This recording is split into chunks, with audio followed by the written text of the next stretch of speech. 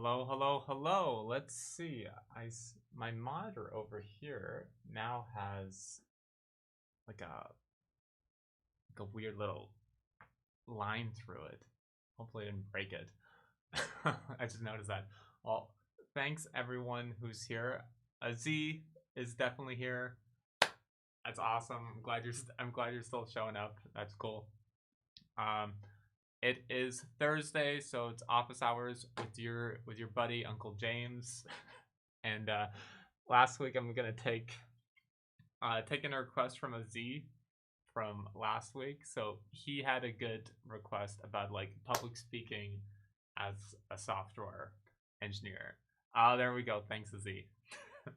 And so I put together some notes and kind of talk about this. And I've talked about this a little bit here and there. Actually, yesterday I did a podcast with somebody with a guy I met on Hacker News, whose name's Morgan. He's based in Argentina, but he's originally from like Silicon Valley area. He's doing marketing, and so that's going to go up in a couple weeks. I'm excited for that podcast because we talked about my time working as a concert promoter back when I was in college, and so we have a really good story there. And so just thinking about that story and then thinking about this request from a Z got me thinking to like give a little bit of context, kind of to talk about like where I started from, and then how I kind of came to here right now, being based in Taiwan and going from being an engineer to being an engineering leader, and now kind of doing my own thing, freelancing and trying to teach companies and people how to ship software that doesn't break all the time and that doesn't stress anybody out. So a little bit of background there.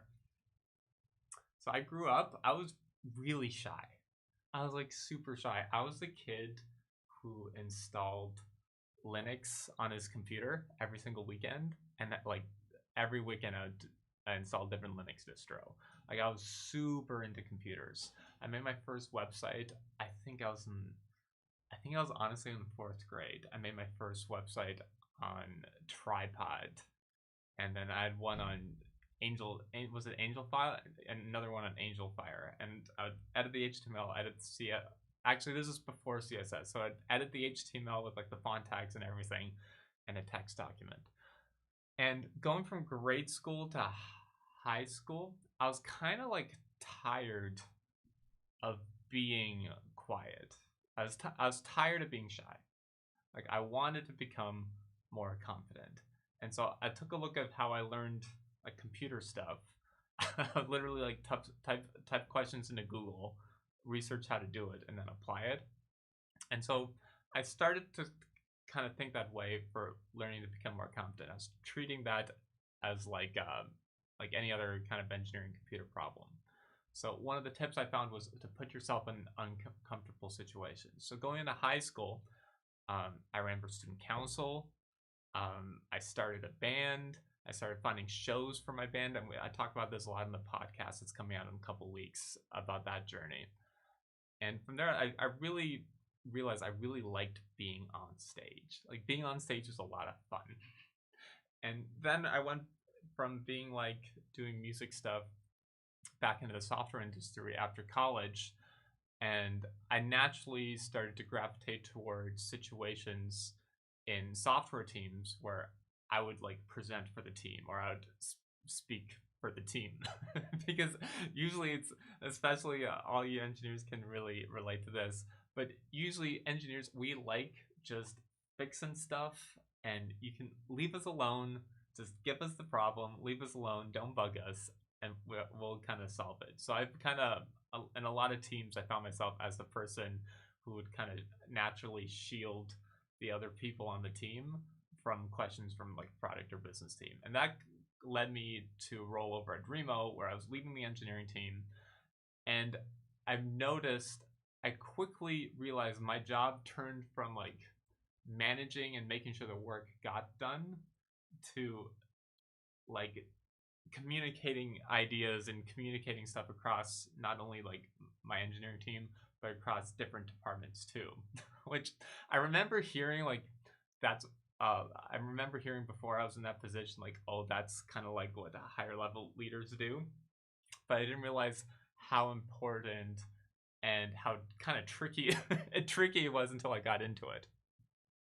Luckily, before I kind of went into that role, I really wanted to like nail public speaking. So what I did was about a year ago, I signed up for like this long, like 6 month long program at a company called Heroic Public Speaking, where they take you in from zero, help you write a 45-minute keynote, and then help you rehearse the heck out of it for 6 months. And so I worked through that whole process, and I'm really, really glad I did. I'm really glad I did. Luckily, like, if you just want to get better at giving a presentation at work, or like better at some of the small stuff, you don't need like 6 months of intense training. like don't worry. If you just want to be in like the top 5% of especially engineers for communication skills, there's like some really clear, pretty simple, actionable steps I can talk about now. And the way I think about this is I kind of think of these tips as the 4 chords you need.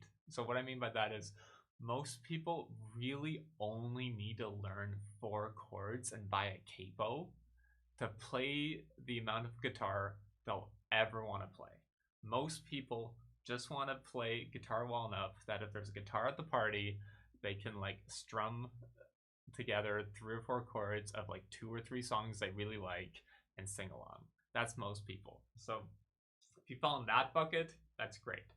that's all you need. You listen to these tips and you'll be good. If you want to get really in depth like I did, not only in public speaking, but for example, when I was a guitar player, I spent all summer just learning how to sweep pick in high school, which looking back wasn't that useful to learn, but still pretty cool. That's where you can get into the coaching and that kind of stuff, which I really recommend. But if you just want to be above average of engineers on your team, here's like some tips that I've kind of put together in advance. So the first one is good segue is you have to prepare. You have to prepare in advance. You have to write down what you're gonna say in advance. So a common misconception and a common thing I hear from people is, oh, I don't want to sound too prepared, or oh, so and so sounds too rehearsed.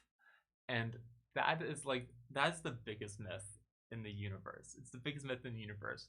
If you sound too rehearsed, it means you're not rehearsed enough. So, good example, like, would you go see a band who hasn't rehearsed any of their songs? Like, no. Would you go to a play where they haven't rehearsed any of the scripts? Like, no. Or even better, would you go to a play where they're not wearing any costumes and they haven't rehearsed, like, whether they're going to walk here for this line or they're going to walk here for this line? No, it doesn't make any sense. So that's like the first one. And honestly, if you just do that, it'll put you in the top 10% of your coworkers. If you just plan where you're going to say before you say it, top 10% coworkers, because I know so many people don't even do that. And so when I say write stuff in advance, though, I don't mean work on your slide deck. That's the big one. So many people sink so much time into the slides and then not actually try speaking it out loud. It's crazy. So here's a really great example. I wish my buddy Cody was here. My buddy Cody, we were taking a product school class together, like a product manager school class. It was like 8-week class.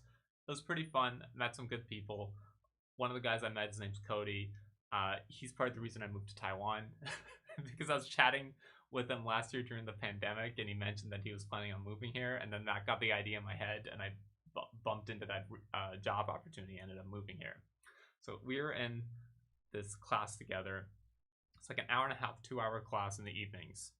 And one of the little assignments we had to do was we had to break into teams. There's about 6 people in the class, so we had to break into pairs, 3 teams, and we had 20 minutes, let's say, to put together a 5-minute presentation on why a certain feature would be a good idea to implement.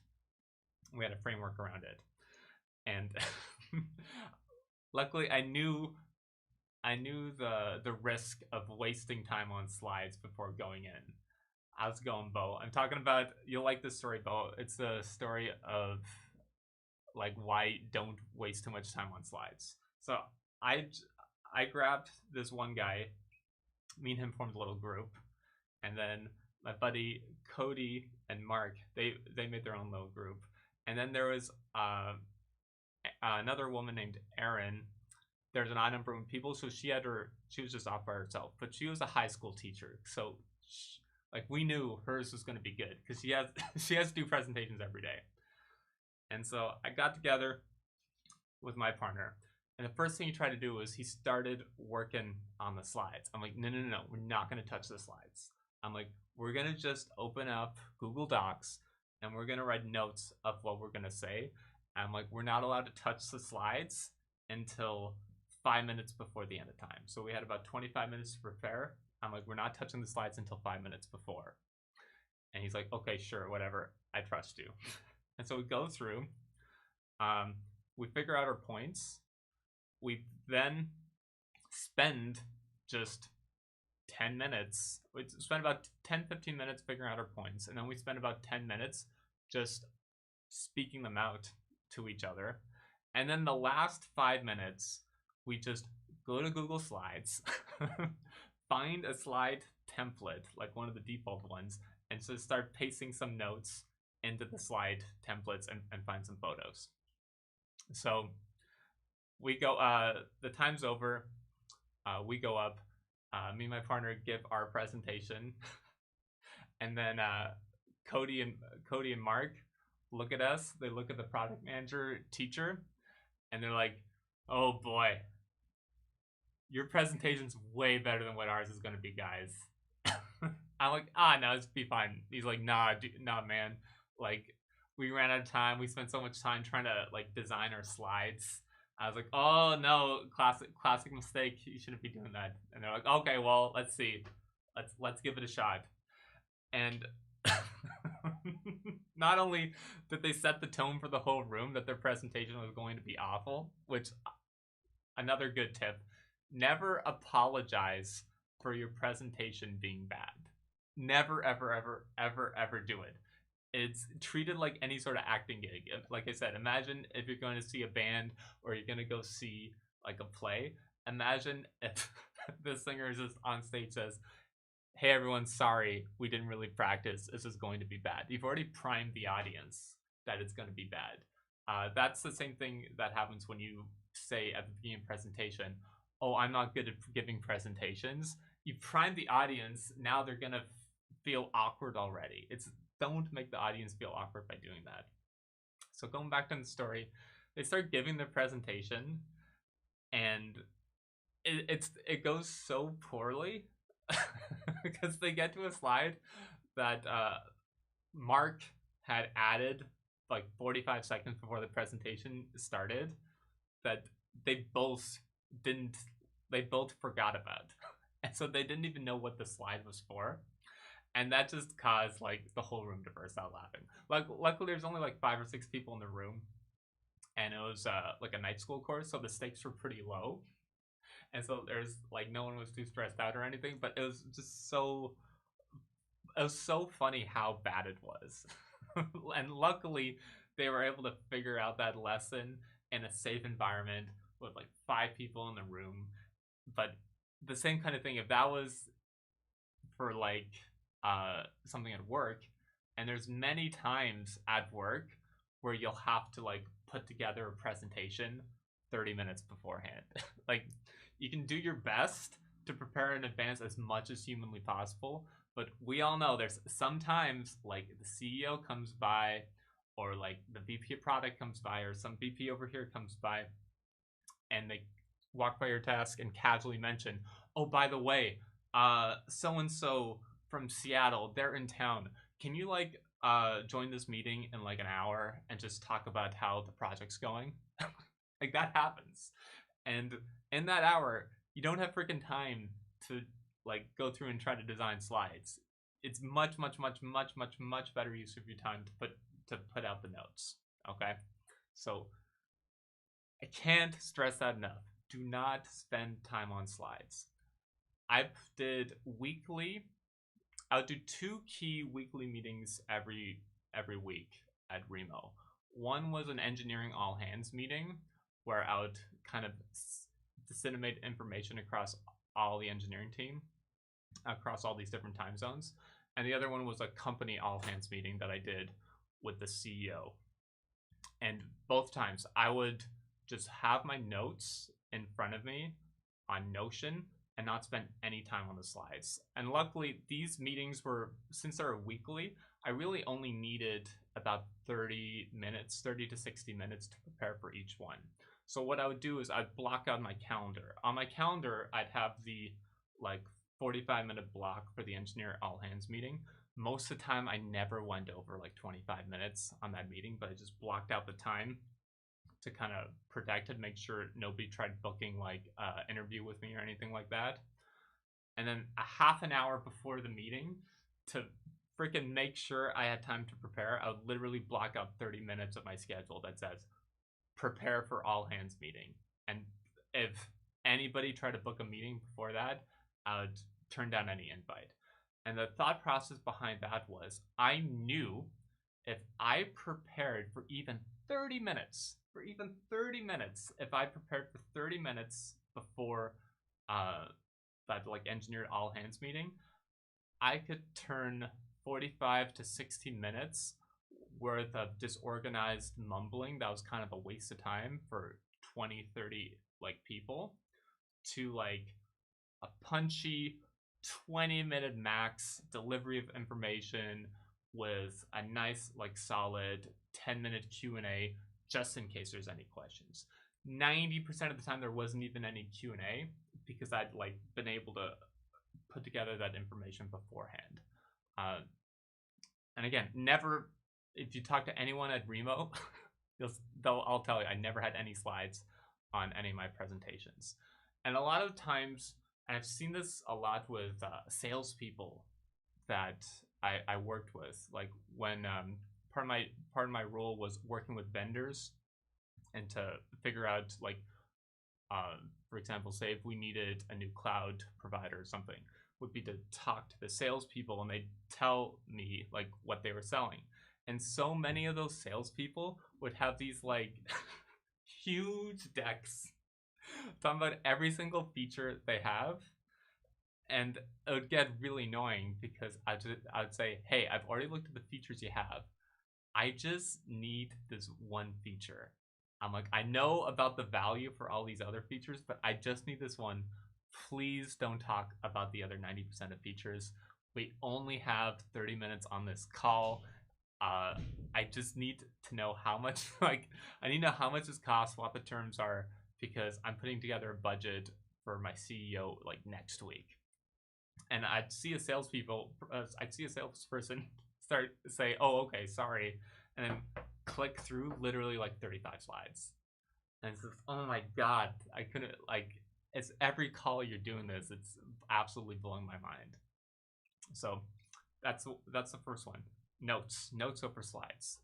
Now the nice thing about Zoom and this whole remote thing is you can cheat. And you can have the notes in front of you. That's literally what I'm doing right now. I have a setup with my camera. I have a fancier setup with my camera where I have a teleprompter. I'm literally looking at the notes, and as I'm looking at the notes, my eyes are going right into the lens of the camera, so it's pretty tricky. It's pretty tricky to tell like when I'm reading and when I'm not. You don't need that fancy of a setup to do this. Honestly, if you just have the notes in front of you, and even if people kind of do see your eyes reading a bit, they'd still appreciate that 1,000 times more than you showing up completely unprepared, apologizing for being bad at speaking and then like wasting their time. So that's fine too. On Zoom, all the time, whenever I had Zoom call, I'd have notes prepared. Now that's whether it's a Zoom presentation for work, or I'd also be using it for like a job interview. Like I have notes for different stories to jog my memory if they ask me about stuff. So I see Bo here. I use slides for pacing and to outline speaking points. Exactly. That's great. Another trick I'll do is if I know I'm going to want some like nice visual representations of stuff, is I'll use the feature in PowerPoint where you can have notes for slides. And what I'll do is I'll write the notes and the notes section for each slide, but leave the slides completely blank until I figured out the pacing and all that kind of stuff. So it's just like, a good way to put it is if you're programming a website, instead of trying to make every single thing pixel perfect, perfect color, perfect everything first, you want to get the wireframe out first. Once you have the wireframe figured out, then you can build on top of that. Think about that for your slide deck. You want the notes first, and then you can add the pretty UI on top of that.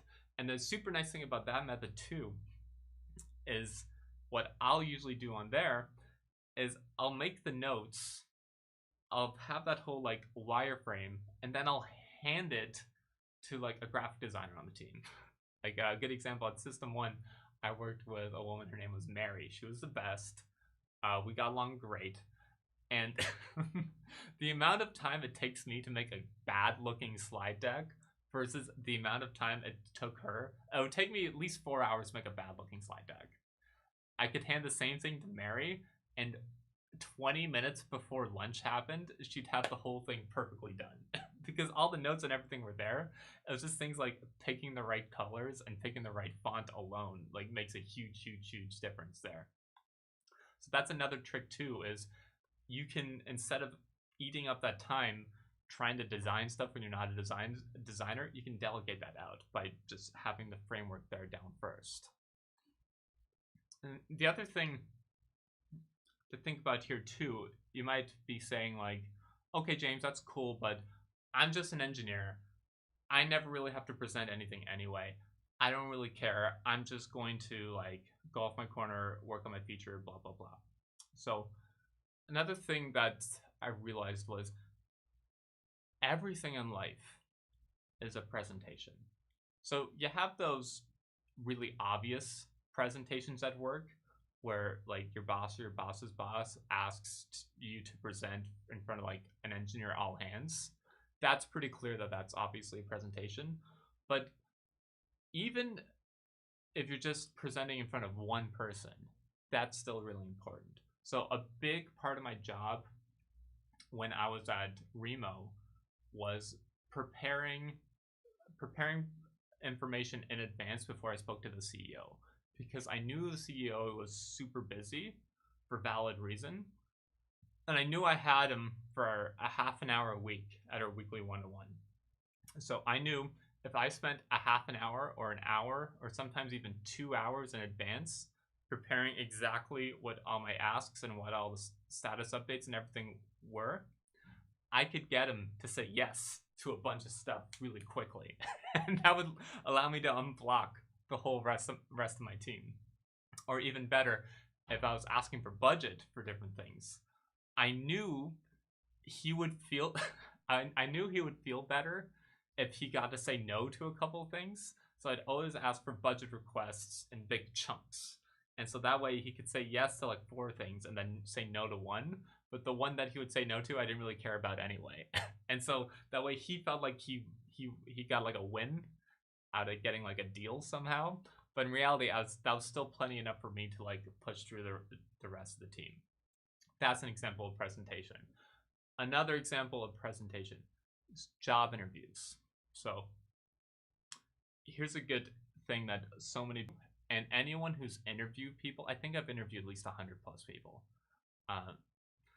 Anyone who's interviewed people knows how important this is. It's preparing your tell me about yourself story. it is guaranteed that that question will always be asked in any job interview. That question will always be asked, but you would be blown away the number, especially engineers, the number of people who I open up the interview like, oh, my name's James. What's your name? Oh, can you tell me a little bit about yourself? I asked that question. It's like I've thrown them a curveball, like they weren't expecting it. Like, what are you talking? I'm like, what do you mean? Like, how were you not expecting that?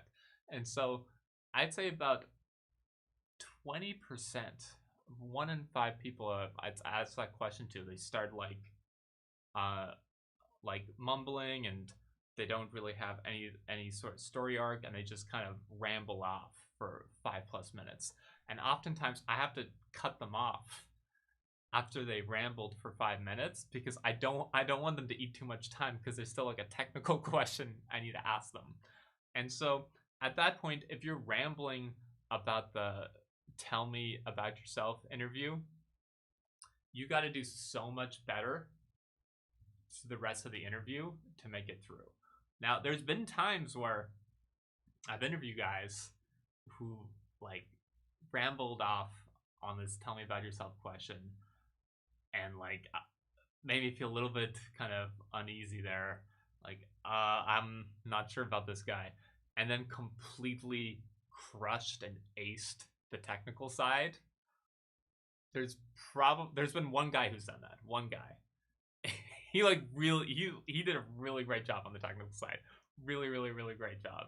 And completely saved himself. It was me and another coworker were interviewing him, and we looked at each other like, holy cow. Like, we thought this was gonna go bad, and it went well. But instead of trying to like bet on your technical skills to that level, like instead of working 100x more harder to like crush those like lead code questions and ace the technical side like that, you can work like I don't even want to say 2x harder because 2x is much harder. I'd call it like you could work 1.2x harder. Write your tell me about yourself story in advance, and then as you're going to the interview, the interviewer would be like, oh, okay, well, he's doing a little bit iffy here, but I'll give him a hint because he seems like a smart guy. Like, that helps a lot. That's how you get those extra hints. Other examples of presentations. First dates. That's a presentation. You got to be on your best behavior there. Even another one. Toast for weddings or the best man speech. Like, so many people don't even write those down in advance. Like, blows my mind. But that's the superpower y'all have now. So that's kind of like the 4 chords you need to be like top 5, top 10% of presenting for engineering. It really comes down to writing stuff down in advance, but not spending time decorating like slides. What's really helped me, my public speaking coach, Michael Port, he wrote a book called Steal the Show. I've read it. It's awesome. Pretty much everything that went through the coaching program is in that book, like all the knowledge. So if you're like really interested in getting better at that, I highly, highly, highly recommend looking at that book. Another point that I sent to Aziz in the Discord channel earlier last week, Michael's written a new book called The Referable Speaker. That's if you want to like start getting paid speaking gigs, so that's even more advanced. But on their website, and I'll post a link in the chat in a moment. If you scroll down to the middle, Amy Port has this really awesome 20-25 minute long video for her rehearsal process that goes even more in depth. So I covered like absolute basics, which is just write it down in advance. Like I said, just handling the basics to get there. But she covers like blocking and staging. She covers like putting the right emphasis on the right words and like content mapping and everything else. So that's absolutely, absolutely invaluable. So I'm going to post this in the channel now. So I'm going to click here. But all in all, that's the main thing.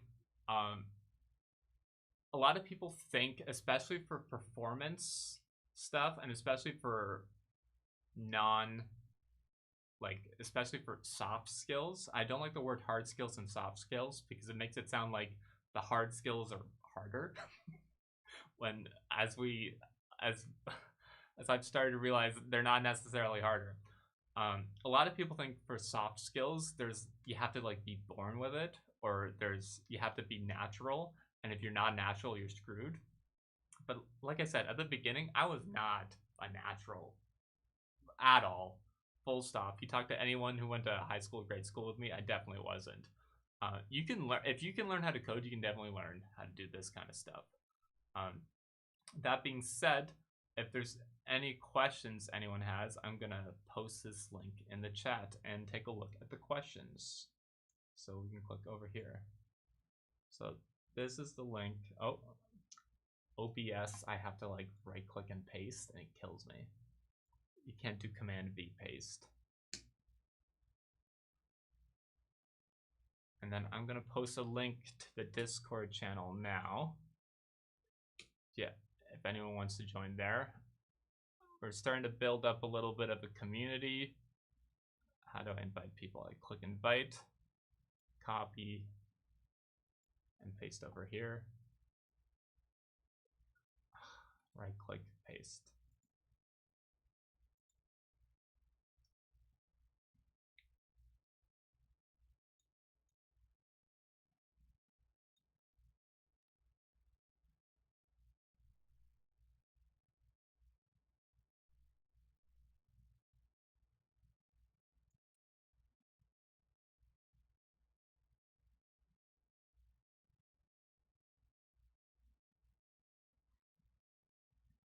I just saw what Aziz wrote.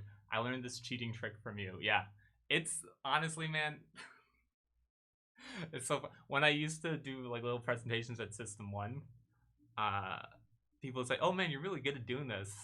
Like especially when it was during the pandemic and everyone was working from home. And let's just straight up tell people, honestly, I just write all what I'm gonna say in advance, and then I read it from the screen. like it's crazy. Like it's that simple, and you tell people that, and they just don't do it, and you're like, this is scratching my head. Um, but I've realized like people don't like to change, and that's completely okay. So a good example, like people would rather do the same thing that doesn't work over and over than change, and so that's why like people say unhealthy instead of working out because they're just used to what things are. Or people will be kind of working out, like people go to the gym, but they'll only do cardio. Or people go to the gym and they'll be too nervous about learning how to use the weights, so they never use the weights. Or people go to the gym and don't see results and think like, oh, I don't want to get a personal trainer, that's too expensive. Like people don't want to change, and that's okay if you're the kind of person who's okay with changing.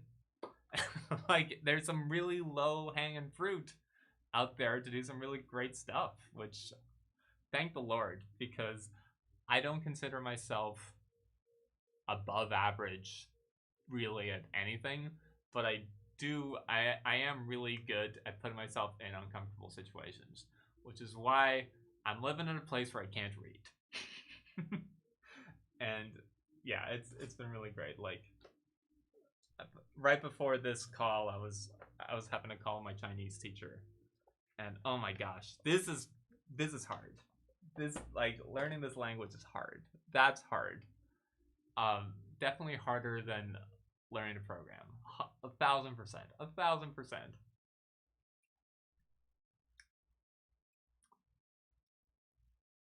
Okay, well, I'm gonna wrap things up for the day. Thanks so much, Aziz and Bo, for joining. I know it's super late for y'all right there. I posted a link to the Discord if y'all want to join. Again, next week I will be on vacation, so I won't be doing office hours at this time. I'll actually be speaking at Seattle JS virtually, so I'm going to drop a link to that now because I know Aziz out there. So I'll be speaking at Seattle JS virtually, so that's going to be like my speaking thing for the week. Let me post the link. Seattle JS. So I'll be doing a 20-minute version of my 45-minute keynote I've been working on, called the Punctual Engineer, which is how to ship software without being stressed and without it breaking all the time. So if I go to upcoming events, I will post the meetup link here, Seattle JS Virtual Meetup. So I'll be speaking in virtually from Taipei at Seattle JS at about 7:40 PST PM. So that's actually probably a better time for everyone here. So I'll be posting that here. So I won't be doing the YouTube stream next week, but I'll be doing Seattle JS next week. So please come out and say hi. Well, thanks again, everyone, for joining. I really appreciate it. Have a wonderful evening or morning or afternoon or whatever time you have now. And I will see you next week at Seattle JS.